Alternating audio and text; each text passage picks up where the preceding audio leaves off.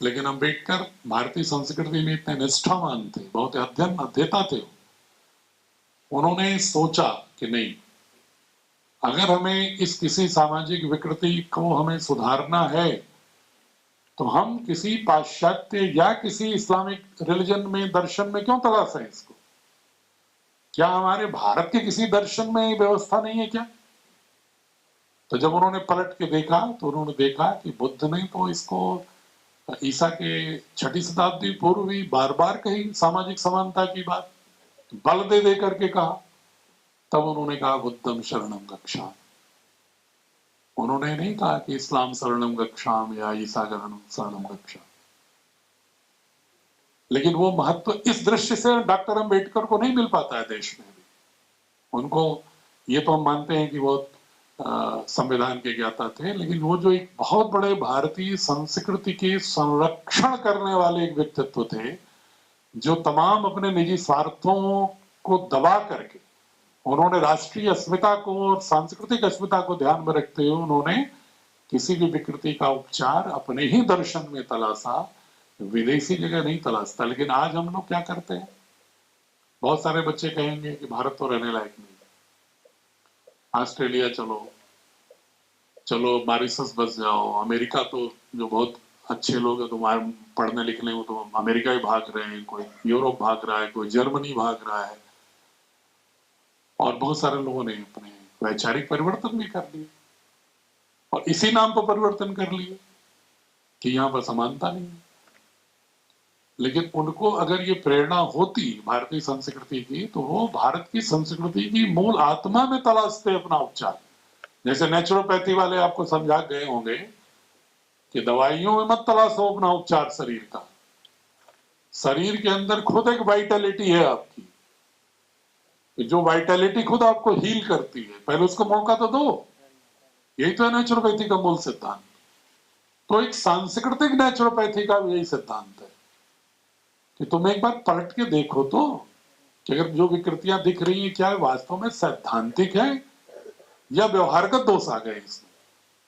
अगर व्यवहारगत दोष आ गए हैं तो सिद्धांत को ऊपर ले आओ, न कि पूरा का पूरा नकार करके और किसी नकलची बन जाओ, किसी दूसरे को कह दो यहां पर समाधान है। तो ये हमारी जो शिक्षा बोर्ड का, इसलिए भारतीय संस्कृति की महनीयता बच्चों के आत्मा में, उनके भाव में, उनकी संवेदना में भरने के लिए एक महत्वपूर्ण साधन के रूप में है, जो भारत सरकार ने भी इसको स्वीकार किया और पूज्य स्वामी जी की संकल्प शक्ति को उन्होंने सम्मान दिया भारत सरकार ने, और एक लीगल ढंग से बनाया, जैसा मैंने बोला कि मॉडल बाइलॉज के तहत बनाया। और अभी भी वेबसाइट देखिएगा, मैं नोट करा रहा हूं, department of school education and literacy, government of India का department of school education and literacy, जो भारत सरकार का शिक्षा मंत्रालय का जो वेबसाइट है, उसमें आपको मिलेगा list of national school education board. उसमें सीबीएसई भी है और उसी लिस्ट में आपको भारतीय शिक्षा बोर्ड भी लिखा होगा, और लिखा होगा कि setup by government of India. इस पर मैं बल देके बता रहा हूं। जो लोग कहते हैं ना कि पता नहीं एक सरकार चली जाएगी, दूसरे क्या होगा, तीसरे क्या होगा, भारत सरकार की वेबसाइट पर पढ़ेंगे तो setup by government of India. Patanjali Yogpeeth is sponsoring body, तो किसी प्राइवेट कोई बोर्ड बना नहीं सकता। आईसीएसई प्राइवेट बोर्ड है, लेकिन वो स्वतंत्रता के पहले से चली आ रही कैम्ब्रिज यूनिवर्सिटी के माध्यम से, लेकिन उसको भी नोटिस दिया हुआ है भारत सरकार ने कि आप अपने को नेशनल बोर्ड क्यों कहते हैं। तो उन्होंने हाईकोर्ट दिल्ली से स्टे ले रखा है, तो उसके आधार पर अभी मजबूरी है कि भारत सरकार उनको मान रही है कि जब तक न्यायालय का आदेश है, हस्तगत है, लेकिन फाइनल डिसीजन नहीं हुआ है आईसीएसई के बारे में। लेकिन भारतीय शिक्षा बोर्ड को इसीलिए उन्होंने कहा कि बोर्ड हम बनाते हैं स्वामी जी, और उसका एक प्रोसीजर फॉलो करते हैं। ऐसा नहीं सीधे उन्होंने कह दिया कि पतंजलि योगपीठ नामित कर दिया एक लाइन में, जो लोगों को आशंका होती है। उन्होंने एक्सप्रेशन ऑफ इंटरेस्ट जारी किया, यूआई का मतलब जो लोग ना जानते हो तो ठेठ में बता दूं, टेंडर, कि कौन ऐसे लोग हैं जो इसको अपना खर्च लगा सकते हैं बिना किसी स्वार्थ के, और जिनको भारतीय संस्कृति का बोध हो, जिनको भारतीय संस्कृति के क्षेत्र में पुरुषार्थ करके कुछ दिखाया भी हो परिणाम।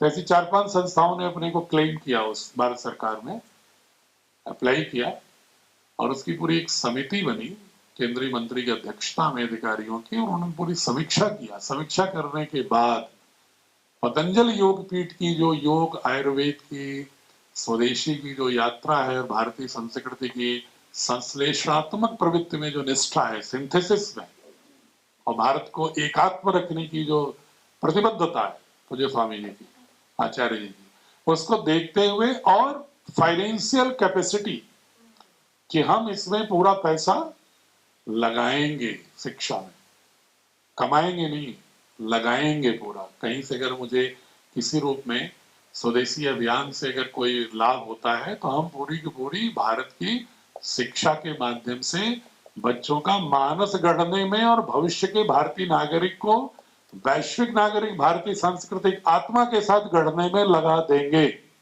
ये प्रतिबद्धता देखते हुए तब भारत सरकार ने पतंजलि योग पीठ को संचालन का दायित्व दिया है। ऐसे नहीं दे दिया है, कोई कृपा कर दिया, जैसे लोग सोचते हैं कि भाई बहुत अच्छे संबंध होंगे पतंजलि के और भारत सरकार से, इसलिए कर दिया, दूसरी सरकार आएगी तो हटा लेगी। नहीं हटा सकती, क्योंकि जो लोग इसमें लॉ जानते होंगे, if any decision has been taken with due diligence following the due procedure of law, विधि की प्रक्रिया का अनुपालन करते हुए विधि सम्मत ढंग से अगर किसी भी संस्था का गठन होता है तो वो कोई सिनिकल होकर के उसको कभी कोई कितना भी विरोधी हो जाए हटा नहीं सकता, क्योंकि पूरा का पूरा जुडिशियल स्ट्रक्चर है। कैसे कोई 1 मिनट में कह सकता है? और वैसे भी अगर आप भारतीय शिक्षा बोर्ड की पुस्तकें देखेंगे तो आपको उसमें लगेगा कि ये पूर्णतः जो स्वामी जी जो संश्लेषण की बात करते हैं ना, सिंथेसिस अगर मैं कह रहा हूं तो थोड़ा मैं और आम भाषा में कह रहा हूं कि विभिन्न भारत के जो विभिन्न हमारी यात्रा है दर्शन की, विचार की, उसमें मूल तत्व तलाश के सब में एकात्म भाव तलाशना। आपने देखा होगा कि चाहे वैष्णव हो, चाहे शैव हो, चाहे शाक्त हो, चाहे आर्य समाज हो, चाहे लिंगायत हो, चाहे नाथ संप्रदाय हो, चाहे वो अलवार हो, चाहे नैनार हो, चाहे चैतन्य महाप्रभु हो, चाहे सिखिज्म हो, आपको स्वामी जी के प्रबोधनों में आपको ये स्वर दिखता होगा कि सब में एकात्मकता तलाशते हैं। अगर महाशिवरात्रि हो रही है तो योगेश्वर कृष्ण की जन्माष्टमी भी होती है पतंजलि योग पीठ।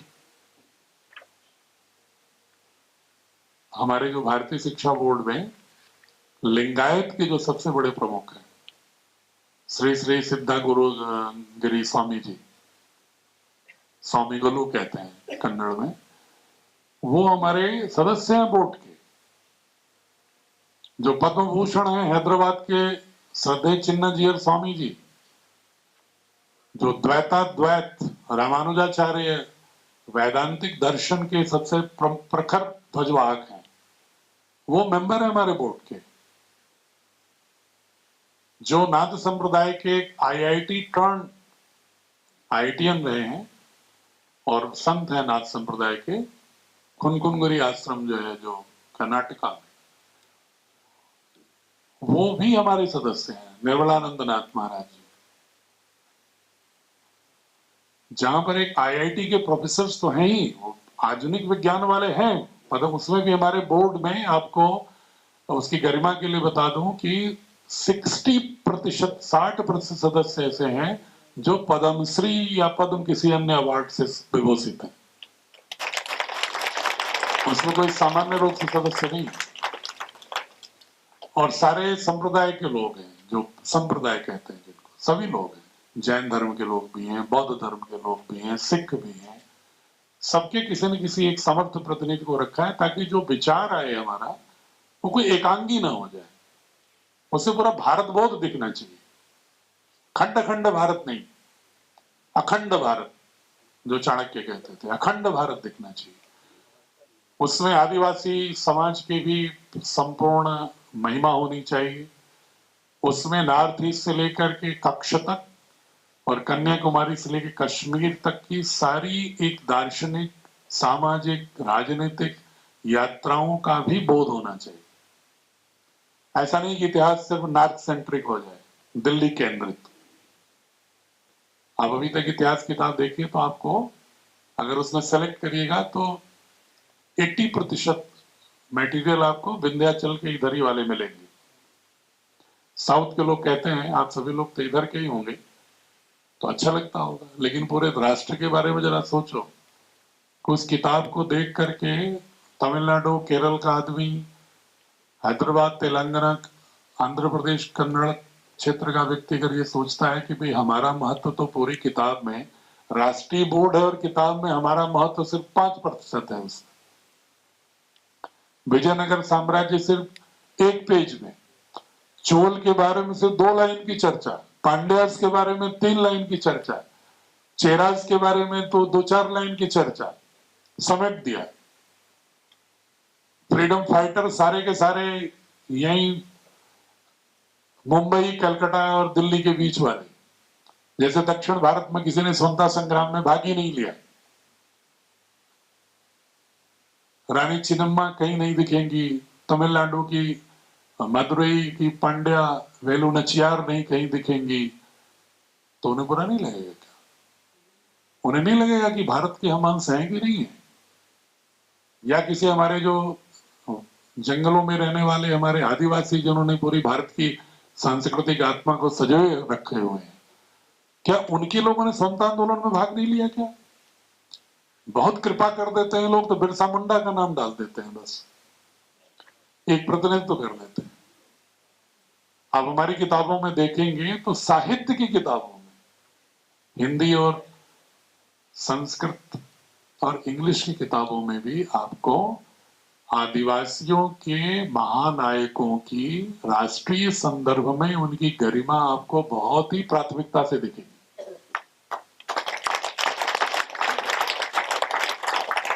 वो चाहे झारखंड का क्षेत्र भी हो, ऐसा भी नहीं हमने एक आदिवासी महानायक ले लिया सिर्फ एक क्षेत्र से। आपको झारखंड भी दिखेगा तो छत्तीसगढ़ का भी दिखेगा, तो आंध्रा का भी ट्राइबल, तेलंगाना का भी दिखेगा, केरला और तमिलनाडु मैसूर बॉर्डर का भी दिखेगा। हर क्षेत्र का भी प्रतिनिधित्व हो, हर समाज का प्रतिनिधित्व हो, हर भौगोलिक क्षेत्र का प्रतिनिधित्व हो, हर भाषा का भी प्रतिनिधित्व हो, और समस्त महानायकों का एक पुष्प गुच्छ हो, जिससे जो बच्चा भारत का पढ़े तो उसे लगे कि भारत की स्वतंत्रता में या भारत की सांस्कृतिक यात्रा में किसी एक समुदाय की भूमिका नहीं रही है, एक भौगोलिक क्षेत्र की नहीं रही है, बल्कि इस भारत को समूचे भारत ने गढ़ा है। ये अखंड बोध पैदा करना है उनके अंदर। तो ये बहुत सारे लोग पूछेंगे कि अंतर क्या है, इसलिए मैं सब बता रहा हूं। आप गणित और विज्ञान तो पूरा पढ़ाएंगे, क्योंकि एक अच्छी बात आपको बताऊं कि प्रोफेसर एस सी वर्मा का नाम कितने लोग जानते हैं? फिजिक्स वाले काफी लोग जानते हैं। जो शायद ही कोई भारत में आईआईटी में एंट्रेंस पास करता होगा, जो आज भी इंजीनियर, डॉक्टर, साइंटिस्ट मिलेंगे आपको, जो वर्मा जी की बिना किताब पढ़े आए हों, कॉन्सेप्ट ऑफ फिजिक्स। हमने उनको अनुनय विनय करके अपने बोर्ड की विज्ञान की पुस्तकों के जो डेवलपमेंट कमेटी है, उसमें प्रोफेसर आईटी के भी हैं, स्कूल के टीचर्स भी हैं, प्रिंसिपल्स भी हैं, लेकिन मैंने अध्यक्ष एस सी वर्मा साहब को ही बनाया, ताकि किसी को ये भ्रम न हो कि बोर्ड की किताब कहीं भारतीय संस्कृति की बात कर रही है तो कहीं विज्ञान में सामर्थ्य कम तो नहीं होगा क्या? अन्य बोर्ड से कम नहीं होगा, बल्कि ज्यादा होगा। यह पुस्तक देखने के बाद आपको खुद आकलन होगा। मैथमेटिक्स की किताब में इसीलिए हमने कोई समझौता नहीं किया है आधुनिक सामर्थ्य से, बल्कि आपको ज्यादा ही कॉम्पिटेंसी दिखेगी। हाँ जरूर, जिस समय मैथमेटिक्स का जो चैप्टर पढ़ा रहे होंगे, उस डोमेन में, उस क्षेत्र में अगर भारत के किसी एंशिएंट मैथमेटिशियन का कोई योगदान है, तो उस अध्याय में वो भी मिलेगा, चाहे बॉक्स में मिले, चाहे एक्सरसाइज में मिले, चाहे चर्चा के रूप में मिले, ताकि बच्चों को ये लगे कि भाई गणित सिर्फ हमने यूक्लिड और पाइथागोरस से नहीं सीखा है, गणित तो हमारी वैदिक साहित्य की आत्मा रही। या ऋग्वेद के मंत्रों को देखिए, तमाम मंत्रों में आपके गणित के संख्या और उसके दिखाई पड़ेंगे। 72,000 नाड़ियों की चर्चा है कि 72,000 व्यक्ति बिना अंक जाने लिखेगा क्या मंत्र में? कोटि की बात होगी, 10 टू द पावर 21 तक की बात होगी, 28 तक की बात होगी, तो बिना गणित जाने होगा क्या? जो जैन धर्म का है तत्वार्थ सूत्र, उसमें भी ईसा के 600 साल 700 साल पुराने हैं उमास्पति का, उसमें तमाम मैथमेटिकल सूत्र हैं। बौद्ध में तमाम 10 to the power 425, 10 to the power 4 to 5 तक के अंकों की चर्चा है बौद्ध ग्रंथों में गणित के, और हमको पढ़ाया जाता है कि पाइथागोरस से सीखा हमने। ज्योमेट्री हमने पाइथागोरस यूक्लिड से सीखा, जबकि आप सभी लोग हवन तो करते होंगे, यज्ञ, वेदिकाएं जो बनती हैं बिना ज्योमेट्री के बनती है क्या? बिना मेजरमेंट के बनती है क्या? बिना मापन के, बिना कोण के बनती है क्या? तो क्या यज्ञ हमने हमारे ऋषियों ने सीखा था पाइथागोरस से? मतलब पाइथागोरस नहीं होते तो यज्ञ की वेदियां ही नहीं बनती क्या? हजारों साल पहले तो पाइथागोरस तो पैदा ही नहीं हुआ था। लेकिन हमको कभी नहीं बताया जाता है कि सुल्व सूत्र, आपस्तंभ सूत्र, कात्यायन सूत्र, मानव सुल्व सूत्र, ये इनके आधार पर हमारी वेदिकाएं बनती थी, और ये गणित के ग्रंथ हैं मापन के और ज्यामिति के। उनके बारे में कहीं चर्चा, एक लाइन भी चर्चा नहीं होती। कभी आर्यभट्ट की चर्चा होगी तो एक पंक्ति में होगी कि शून्य का आविष्कार किया था, यही पढ़ा होगा, ये भी गलत पढ़ाते हैं। आर्यभट्ट ने नहीं किया था शून्य का आविष्कार, शून्य का आविष्कार उनसे पहले से हो चुका था, उसकी महिमा भास्कराचार्य ने किया। आर्यभट्ट की जो असली महिमा है वो है स्क्वायर रूट की, पाई की गणना और एस्ट्रोनॉमिकल एनालिसिस की, उसकी चर्चा नहीं होती कहीं। आइंस्टीन ने एक बात कही, आइंस्टीन को तो सभी नाम सुने होंगे। आइंस्टीन कहता है कि हमारा जो पाश्चात्य यूरोप का विज्ञान है, अगर भारत से हमने दशमलव सिस्टम नहीं सीखा होता, इजाद नहीं हुआ होता, अस्तित्व में नहीं आया होता दशमलव सिस्टम भारत में, तो हम ये टेक्नोलॉजी और ये सब नहीं कर पाते। लेकिन हम लोग उसको महिमा नहीं देते, आइंस्टीन दे रहा है महिमा। लाप्लास कहता है कि पूरी दुनिया में ये जो 0 से लेकर के 9 तक का जो 10 डिजिट्स है, पूरी दुनिया में पहले अंकों में कोई गणितीय आकलन नहीं होता था, चित्रों से होता था। जैसे 1 2 3 जो करते थे चित्रों से करते थे। सिर्फ भारत ने उसको डिजिट सिस्टम में किया, और वो अरब में गया, मेसोपोटामिया, बेबीलोन, मिस्र में, और वहां से गया ग्रीस यूनान में, और वहां से गया 17वीं शताब्दी में ब्रिटेन, जर्मनी और फ्रांस में, जहां से कि साइंस में उसका टूल के रूप में उपयोग हुआ। लेकिन ये भारत की किसी पुस्तक में नहीं मिलती। सत्य है ये, कोई हम कोई इमोशनल नैरेटिव नहीं गढ़ रहे हैं। बहुत सारे लोग जो ऐसे इमोशनल बोलते रहते हैं, उस तरह की मैं कभी कोई पंक्ति नहीं बोलता। क्यों? क्योंकि शिक्षा व्यवस्था में अगर हम किसी बच्चों के लिए कोई पुस्तक लिख रहे हैं, तो हमें कोई चीज ऐसी नहीं पढ़ानी है कि जो एक शब्द भी अगर गलत हो गया तो बाद में वो सारी पुस्तक पर ही हमारे वो आशंकित हो जाएगा कि हमें गलत पढ़ाएंगे। इसलिए हम जो प्रामाणिक है, जो तथ्य युक्त है, वही पढ़ाएंगे। जहां पर अभी कंफ्यूजन होगा वहां शांत हो जाएंगे।